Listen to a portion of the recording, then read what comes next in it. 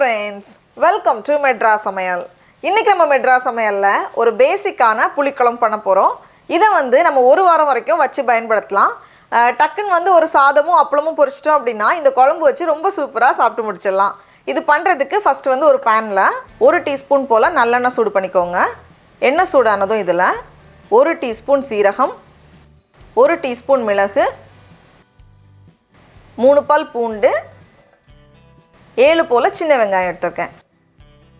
அப்புறமா ஒரு 5-6 கருவேப்பிலை இலை எல்லாத்தையும் சேர்த்துட்டு ஃபர்ஸ்ட் வந்து லைட்டா நம்ம வறுத்துறலாம். இந்த மாதிரி லைட்டா வறுபட்டதும் இத வந்து மிக்ஸி ஜார்ல மாத்திக்கோங்க.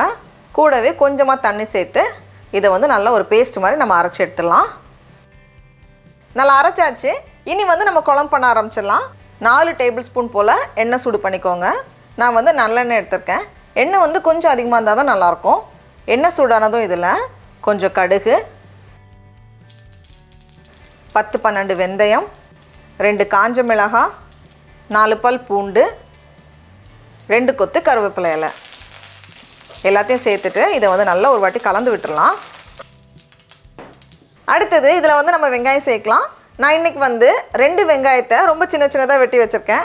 அப்படி இல்லைனா ஃபுல்லாகவே வந்து நம்ம சின்ன வெங்காயம் சேர்த்துக்கலாம். சின்ன வெங்காயத்தில் சேர்க்கும்போது டேஸ்ட் வந்து இன்னும் ரொம்ப சூப்பராக இருக்கும். 2 வெங்காயம், கூடவே கொஞ்சமாக உப்பு சேர்த்துக்கோங்க. சேர்த்துட்டு வெங்காயம் வந்து நல்லா வதங்கட்டும். இப்போ வெங்காயம் இந்த அளவுக்கு வதங்கினதுக்கு அப்புறமா இதில் 2 தக்காளி, வெங்காயத்துக்கு பாதி அளவு இருக்கிற மாதிரி தக்காளி எடுத்துருக்கேன். கூடவே மசாலாக்கு கொஞ்சமாக மஞ்சள் தூள், 1 டேபிள்ஸ்பூன் மல்லித்தூள், கூடவே 1.5 டீஸ்பூன் போல் மிளகாய்த்தூள். நம்மளோட காரத்துக்கு ஏற்ப அட்ஜஸ்ட் பண்ணிக்கலாம். ஏன்னா நம்ம மிளகும் அரைச்சி வச்சுருக்கோம், அதுவும் கொஞ்சம் காரம் கொடுக்கும். எல்லாத்தையும் கலந்ததுக்கப்புறமா தேவைப்பட்டால் கொஞ்சமாக தண்ணி சேர்த்துக்கோங்க. ஆனால் தக்காளிலேருந்து வர ஜூஸே போதுமானாலும் இருக்கும். எல்லாத்தையும் சேர்த்துட்டு இனி இதை வந்து நம்ம மூடி வச்சு மிதமான சூடில் வேக வைக்கணும். மூடி வச்சு வேக வைக்கிறப்போ வந்து தக்காளி வந்து நல்லா சாஃப்டாக அழகாக வெந்து வரும். மூடி வச்சிடலாம். இப்போ பாருங்கள், தக்காளி வந்து ரொம்ப அழகாக சாஃப்டாக நல்லா வெந்து வந்திருக்கு. இந்த ஸ்டேஜில் நம்ம அரைச்சி வச்சுருக்கோம்ல மிக்சியில், அதை உள்ளே சேர்த்துலாம். கூடவே வந்து கொஞ்சமாக அந்த மிக்ஸி அலசி அந்த தண்ணியும் சேர்த்துருக்கேன். நான் வந்து கொஞ்சம் கெட்டியாக பண்ண போகிறேன். தண்ணி வந்து நம்ம குழம்புக்கு எவ்வளோ தேவையோ அதுக்கேற்ற மாதிரி நம்ம சேர்த்துக்கலாம். சேர்த்துட்டு இன்னும் கொஞ்சம் நேரம் கூட வேகட்டும்.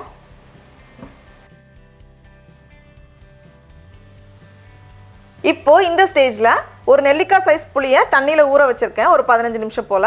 இதுலேருந்து புளிஞ்சிட்டு ஜூஸ் எடுத்துகிட்டு உள்ளே சேர்த்துடலாம். நல்லா இந்த மாதிரி புளி தண்ணி எடுத்து அது கூட சேர்த்துடலாம். சேர்த்துட்டு இன்னும் கொஞ்சம் நேரம் கூட வேகணும். நம்ம வந்து ஏற்கனவே கொஞ்சம் உப்பு சேர்த்துருக்கோம். இப்போ டேஸ்ட் பண்ணி பார்த்துட்டு இன்னும் தேவைப்படுற அளவுக்கு உப்பு சேர்த்துக்கோங்க.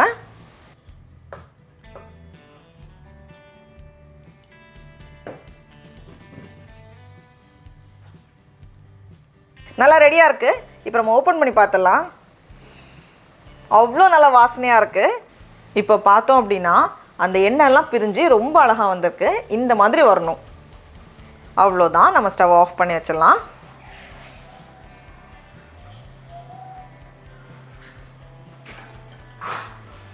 டடா, நம்மளோட குழம்பு ரொம்ப சூப்பராக அழகாக தயாராகிடுச்சு. இதை வந்து ஒரு வாரம் வரைக்கும் நம்ம ஃப்ரிட்ஜில் வச்சு பயன்படுத்தலாம். ஒருவேளை அன்றைக்கி வந்து நம்ம வீட்டில் வந்து கத்திரிக்காய் இல்லை வெண்டைக்காய் இருந்துச்சு அப்படின்னா லைட்டாக எண்ணெயில் வறுத்துட்டு அது கூட சேர்த்து நம்ம மிக்ஸ் பண்ணிக்கலாம். இப்போ நம்ம டேஸ்ட் பண்ணி பார்க்கலாம்.